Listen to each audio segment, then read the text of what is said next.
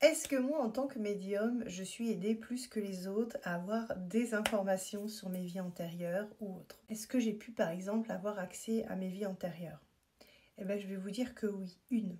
Il faut savoir qu'en tant que médium, nous sommes connectés plus que les autres à des liens d'âme. On a souvent, nous, dans notre parcours, des liens d'âme. Et j'ai pu avoir accès à une de mes vies antérieures, c'est sûr, deux peut-être, mais une sûre. Il faut savoir que quand moi je vis dans la matière, je ne vis pas que dans la matière, puisque j'ai des interactions avec les gens et avec certaines âmes du passé par exemple, sur lesquelles j'ai été connectée. Et en fait, je vis sur ce plan-là, mais je vis aussi en télépathie sur d'autres plans. Je ne le raconte pas puisque ce serait trop compliqué et en plus je n'ai pas accès aux autres personnes puisque ça passe par les âmes pour pouvoir interagir avec eux de l'autre côté. Il faut savoir que je vis ici mais je vis aussi de l'autre côté. Donc je vis sur plusieurs plans et j'ai eu accès justement grâce à ce lien très puissant sur lequel avec la personne avec qui je suis connectée, j'ai eu accès à ma vie antérieure. Est-ce qu'un jour je pourrais en parler avec la personne, puisque cette personne, je ne sais même pas si elle est en conscience des choses, puisque moi, mon ouverture spirituelle est tellement haute que ça paraît assez étrange. Et il faut en plus que l'âme qui est en face prenne conscience de qui il est et qu'il accepte aussi ce lien d'âme. Donc c'est très compliqué puisque même si vous avez essayé ou vous allez par exemple interagir avec ces âmes, vous ne pouvez pas avoir accès tant qu'elles n'ont pas fait leur travail spirituel parce que l'univers ne nous le permet pas. Mais par contre, on peut avoir accès à leur âme et c'est ce qui m'arrive régulièrement.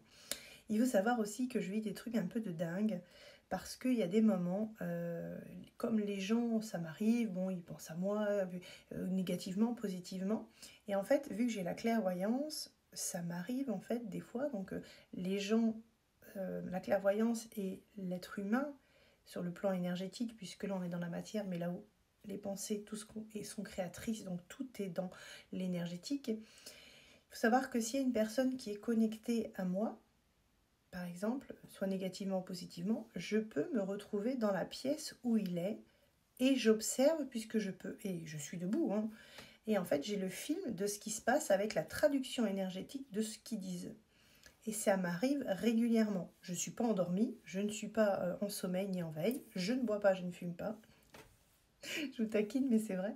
Et en fait, je me retrouve, voilà, sur le plan de ces gens. Par exemple, sur un lien d'âme que je peux avoir, qui est, je pense, là pour pouvoir travailler les âmes, puisqu'il s'est passé quelque chose dans des vies antérieures, et nous sommes revenus ici séparés pour pouvoir venir travailler chacun l'un l'autre en miroir. Et il y en a toujours un qui refuse de comprendre, donc il y a eu cette blessure de rejet sur moi qui a été très puissante, mais qui m'a transformée. Et là aussi, cette âme-là, je ne peux pas m'en défaire. C'est extrêmement souffrant parce que l'autre n'a pas fini son travail. Tant qu'il ne sera pas en conscience, je serai toujours connectée sur le plan spirituel et de l'âme. J'aurai toujours cette connexion avec cette personne, avec cette âme. C'est pas la personne, c'est vraiment la connexion avec l'âme dans la matière et dans le spirituel, tant que la personne n'aura pas pris conscience de qui elle est réellement, de ses forces, de sa médiumnité. Moi, évidemment, j'ai vécu un sentiment de rejet, mais je sais qui est cette personne, puisque j'ai eu ma vie antérieure, et je l'ai compris. Mais ça, en fait, c'est tout un travail, et en même temps, moi, j'ai guéri. Donc, du coup, c'est vrai que je suis en lâcher-prise sur le sujet, et j'en rigole, mais par contre, régulièrement, je suis dans la journée très connectée à l'âme de la personne. Ça me fait souffrir, puisque l'âme est en travail, et du coup, émotionnellement, mon âme travaille avec l'autre personne puisqu'elles sont reliées. On appelle ça des liens d'âme. Celui-ci, c'est un lien très très puissant. Mais par contre, moi, je vis aussi dans la matière avec d'autres âmes avec qui je suis connectée. Donc ça veut dire que je n'appartiens pas à une seule personne. Je vis... c'est-à-dire qu'on se dit souvent dans la matière, bah oui, on appartient à une seule personne, etc. Et ben moi, mon âme, ma vie n'appartient pas qu'à une seule personne. Je suis des milliers de connexions avec des milliers d'âmes. Et ça, c'est énorme. Après, voilà, c'est comme ça et c'est ma mission de vie. J'ai souvent été différente Je me suis souvent sentie différente puisque j'avais cette médiumnité sur mon intérieur, mais je n'en avais pas conscience. Mais c'est assez dingue quand même parce que dans ma vie, je ne suis tombée que sur des liens qui m'ont fait travailler, des liens d'âme puissants en plus. Donc du coup, ça a permis après de développer tous ces sens. Et c'est vrai que quand on a cette blessure de rejet avec la personne avec laquelle on sait qu'il y a un lien d'âme, ça nous déroute. Il a fallu un temps dingue, parce qu'on parle souvent des liens d'âme, les flammes jumelles, etc. Pour moi, il n'y a pas... ces liens-là, en fait, pour moi, c'est pas ma moitié, etc. C'est des liens qui sont un miroir pour pouvoir nous faire travailler. Parce qu'on se ressemble, peut-être parce que de l'autre côté, on a un lien particulier. Mais moi, je n'appartiens à personne. Évidemment, ce lien, il est là.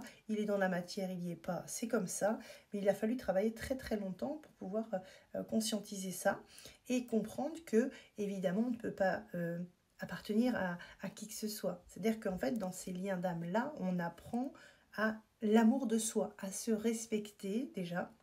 Parce que moi, je suis décédée dans une autre vie, dans cette vie-là, justement, avec ce personnage. Je suis décédée sous des choses compliquées. Et aujourd'hui, je suis venue travailler, pas avec la personne, même si je travaille d'âme à âme à distance avec la personne, je suis venue me prioriser. Je suis venue en fait travailler l'amour de moi, le respect de moi-même et d'exister en fait tel que je suis. Parce que dans l'autre vie, j'ai été soumise, je n'ai pas existé en fait, parce que je suis morte assez jeune, et en plus j'ai laissé un enfant. J'ai eu cette vie antérieure, et là j'ai compris en fait qui j'étais. Et là je me suis dit, waouh! Donc du coup, sur le coup, je me suis dit, mais comment je vais pouvoir en parler? Comment je vais pouvoir... Et en fait, je me suis dit, ah, au bout d'un moment, laisse tomber. Et puis, bon, ça a été tout un travail, mais il faut savoir que cette médiumnité qui est en moi est extrêmement puissante. Aujourd'hui, je la développe, j'essaie d'expliquer avec mes sens. J'ai écrit un livre, j'essaye d'expliquer cette médiumnité qui est énorme et qui me permet de savoir comment vraiment le monde réel fonctionne. Et ça, c'est extraordinaire.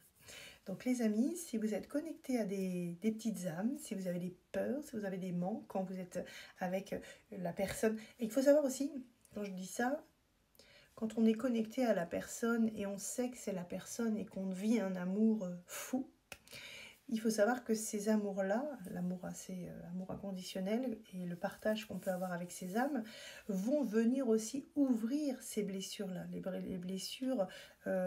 les plus puissantes. Parce que savoir quand on a un amour comme ça pour une personne, on s'oublie. Et en fait, on s'oublie et on ne veut vivre que pour la personne. Et là, on nous dit papa, papa. Et inconsciemment, ils font travailler l'autre personne pour qu'on vous rejette. Et en fait, au bout de 7 ans, parce qu'il me fallait au moins 7 ans pour comprendre. Et par contre, c'est bien aussi d'être aidé, parce qu'on ne peut pas toujours gérer les choses. C'est-à-dire que c'est pas parce que je suis médium, parapsychologue, transgénérationnel que j'ai pas eu besoin de soutien. Ce n'est pas la honte d'aller travailler avec un psychologue, etc., pour pouvoir s'en sortir. Parce que quand on a des capacités, quand on vit des choses difficiles, quelle est la honte d'aller voir un psychologue ou autre? Donc du coup, moi j'ai travaillé tout ça, j'ai pu accepter aussi mes sens, mes capacités, mes dons, etc. Et du coup j'ai compris en fait que j'étais venue ici en fait pour pouvoir apprendre à m'aimer, l'amour de moi-même, me prioriser. Je ne suis pas encore à 2 milliards de pourcents, mais c'est quand même très positif pour l'avenir et je vais continuer dans ce sens. En tout cas, je suis très contente voilà, d'en arriver là au niveau de mon parcours, puisque ça m'a permis voilà, de transcender beaucoup de blessures, tout ce qui était de la blessure de rejet, la blessure d'abandon, etc. Et après, est-ce qu'on peut, après avoir fait un travail comme ça, pardonner et refaire sa vie avec l'autre personne? Ça reste après à réfléchir sur le sujet et à savoir ce qui est le mieux en fait pour nous. Mais c'est quand même très compliqué en fait à comprendre. Donc si vous êtes en lien d'âme, si vous êtes en parcours d'âme, c'est vraiment pour retrouver l'amour de vous-même les amis.